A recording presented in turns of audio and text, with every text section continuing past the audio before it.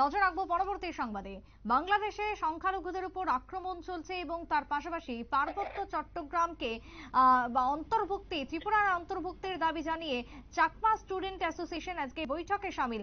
যদিও তাদের বেশ কিছু দাবি রয়েছে, ভারতে অন্তর্ভুক্তি করতে হবে পার্বত্য চট্টগ্রামকে। কি রয়েছে তাদের মূল দাবি, কথা বলবো, বিস্তারিত জানবো। টেলিফোন লাইনে রয়েছেন প্রতিনিধি সম্রাট চৌধুরী। সম্রাট দা, একদিকে বাংলাদেশে ভারতীয় বা সংখ্যালঘুদের উপর আক্রমণ করা হচ্ছে, এই প্রতিবাদে তিপ্রামাথা প্রতিবাদে নামবেন এমনটাই হুঁশিয়ারি দিয়েছেন।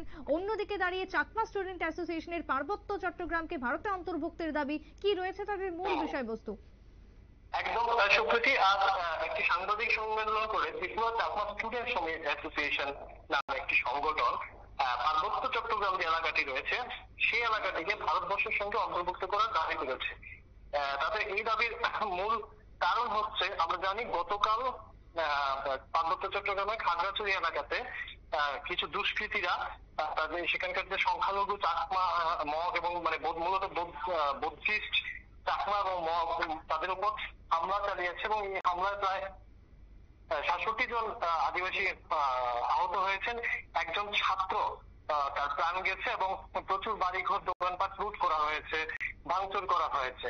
এবং এই ঘটনার ঠিক পরপরই রাজ্য থেকে আজ এই দাবি উঠে এসেছে পার্বত্য চট্টগ্রাম এলাকাটিকে যেন ভারতে অন্তর্ভুক্ত করে দেওয়া হয়। এবং এই দাবির পরিপ্রেক্ষিতে আগামীকাল আগরতলা শহরে একটি মিছিল আয়োজন করতে চলছে সংগঠন।